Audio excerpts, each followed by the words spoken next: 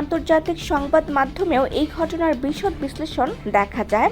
Guardian লিখেছেন, এটি একটি টার্নিং পয়েন্ট যার পরিণতি হতে পারে বিস্তৃত যুদ্ধ।